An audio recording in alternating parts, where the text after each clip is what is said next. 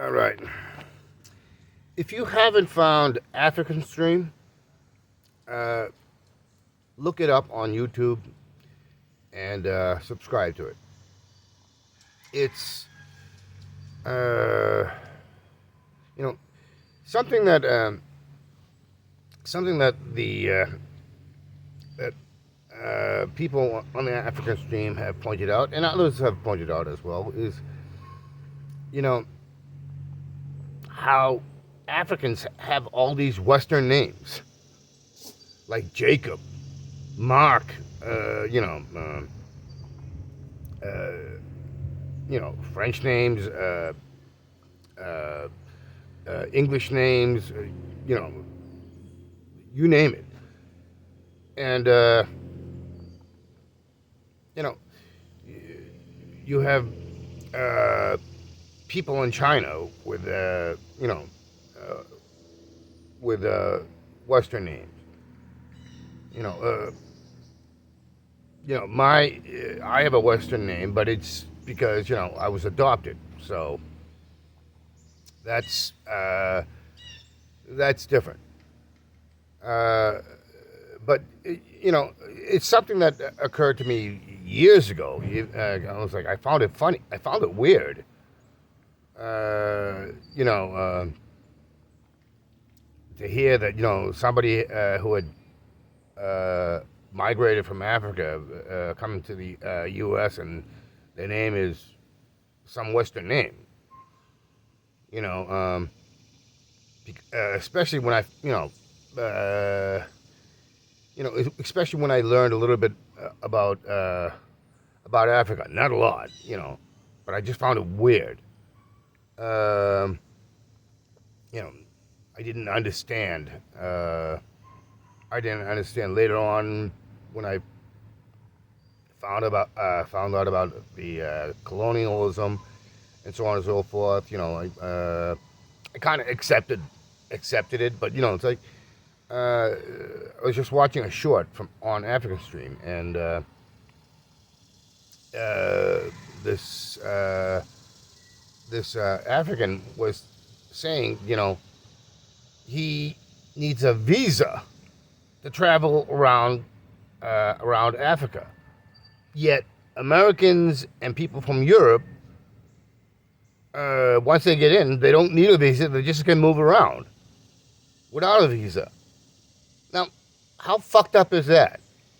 That an African on his own continent needs to have a visa to go from one country in Africa to another country. That's fucked up. That is fucked up. Uh, Yet, I have a U.S. passport, so I get over there. That probably means I can just move all over the place. Um, and but that may not be the case because of the way I look. I may very well have to, uh, at least get questioned about looking at my passport. But even then, that it still means I have the freedom to I have more freedom in Africa than they have, and that is seriously fucked up. So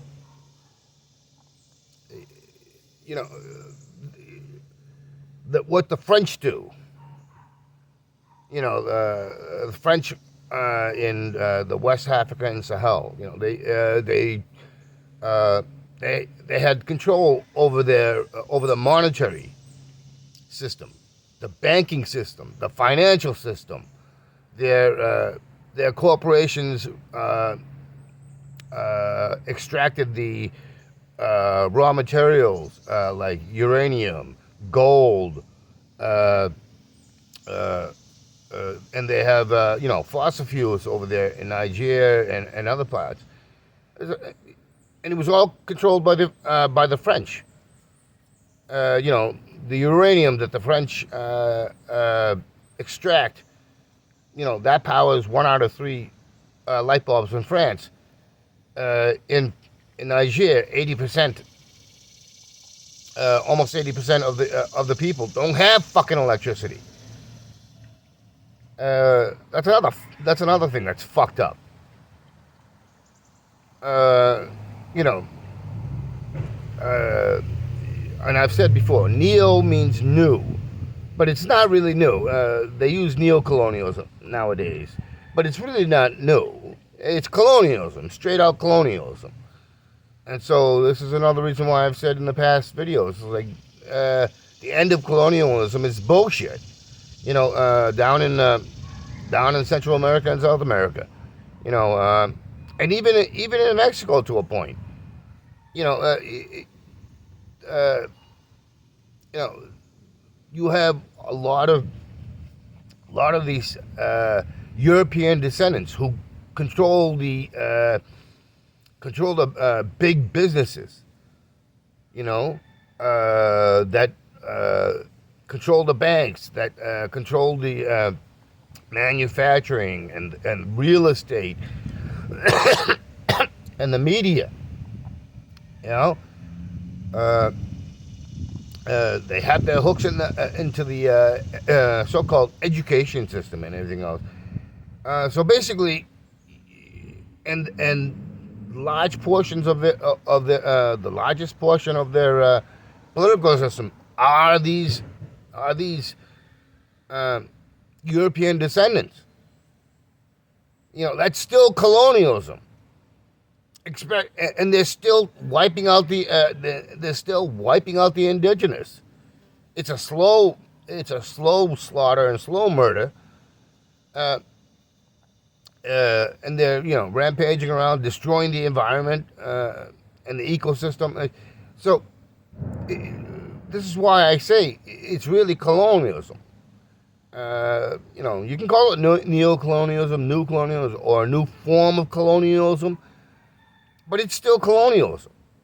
So,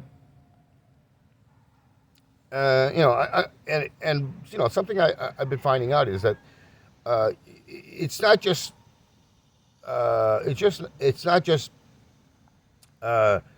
colonial descendants, European colonial descendants, but it's, you know, it's Europeans who have migrated after, you know, including, you know, Nazis who were helped to escape and go down into Central and South America. You know, they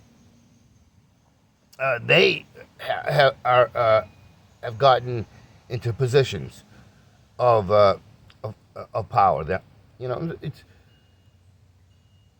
and who consistently gets fucked over? Who consistently gets you know, violated against? It's the indigenous. And, you know, worse, because they control the media down there, like it happens in this country, in America, and basically all of North America. Because they control the media, they control the education system, and the so-called laws. You know, they see this Eurocentric and Western-centric insanity, you know, and it gets ingrained even into the indigenous and those who you know, who are non-European, non-Western. It's like,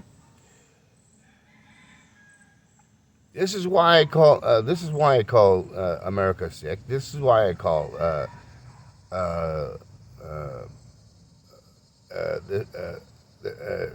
sickness that's in Central America and South America. You know, there is some I think ineffectual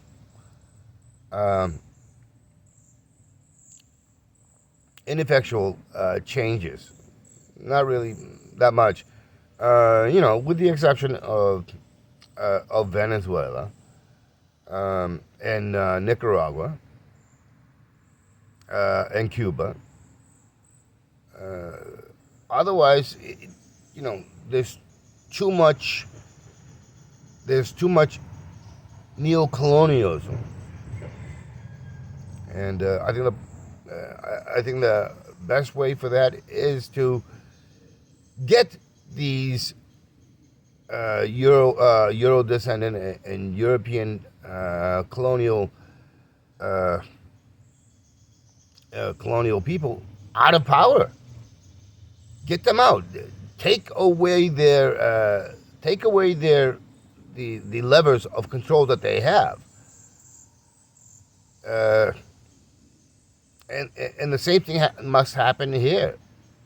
Um, and the thing is if you're a European descendant or you're an immigrant from Europe, uh, one thing I've come to understand is those that control the levers, they don't give a rat's ass if you look like them.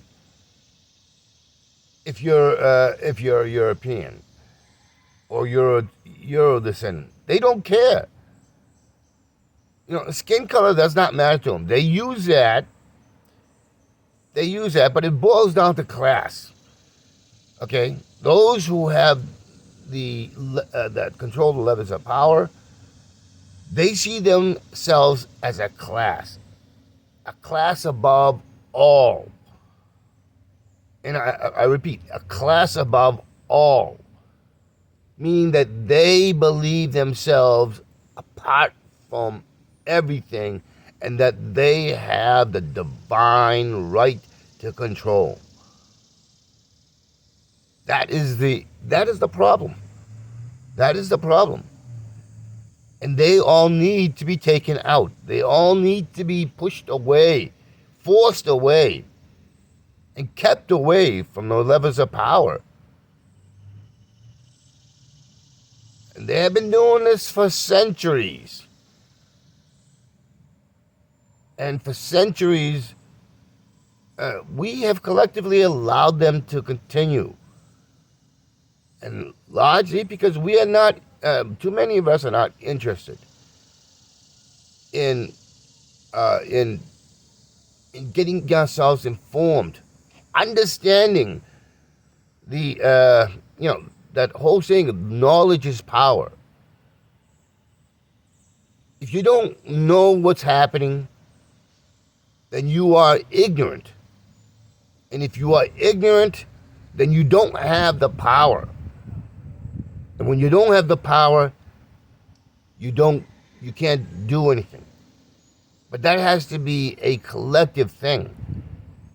Understand, these people that have the levers of control have the power. Therefore, they see themselves different, apart, a class. And, prime example, what's happening in West Africa and the Sahel. Another prime example is South Africa. You may have black faces in control in the in the so-called government, but the thing is they're still carrying out colonial policies. There's a overwhelmingly larger base of the indigenous Africans who are living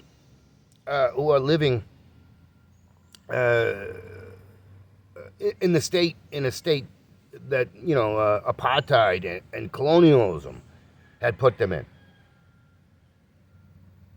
This is so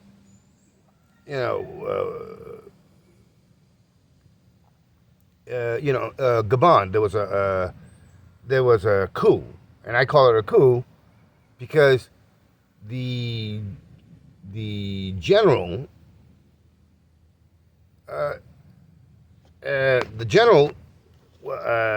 was collaborating with I forget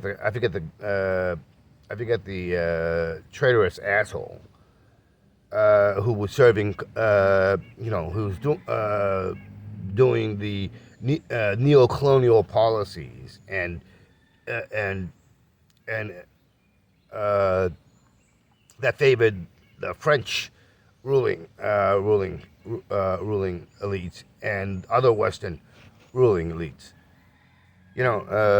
But this general was in collaboration. But uh, he overthrew basically. I think from what I hearing that I think he even has blood relations with this guy who was the president that he committed a coup against. Uh, and I saw a video, and it was mostly military. They're throwing him up and calling him, "Oh, president, oh, president." And it's like, and it was different in Niger. It was the population. It was the people who were backing, so there you see the difference, the stark difference. You know, what's happening in what's happening in Burkina Faso. It was the military, but again, Burkina Faso, it was backed by the people, and it's being supported by the people. You know, I'm not so sure about Mali because and I'm still learning a lot. But there's just like, it's that same sort of tactics, but it's with black and brown faces in Africa, you know, uh, and the true patriots, the true uh, indigenous, who want to truly end the neocolonialism. Uh, they're the ones that Niger definitely. It seems Niger definitely. Burkina Faso. Uh, um, in Mali seems to be as well, uh, and so on and so forth. But there are plenty of places in Africa where they have black or brown faces that serve the neo-colonialism, or if it's not neo-colonialism, uh, it is black and brown faces who have basically are using the neo-colonial uh, guidebook, and their control, but it's to serve their own needs. But they still have to, uh, service Western interests because that's where the money is. That's where they can get power. They're serving. And when I say their interests, I'm talking about their particular families, their particular cabal. So check out Africa Stream, subscribe to it, and pay attention because in that short, it basically screams colonialism never ended. I mean, it's like, how fucked up? How fucked up is it that indigenous Africans need to get a fucking visa to go around their continent? Yet, if you're from America or from Europe, once you get in, you can just fucking move around. That's fucked up. That is seriously fucked up. Never mind that West Africa and the Sahel, they're speaking French. You know,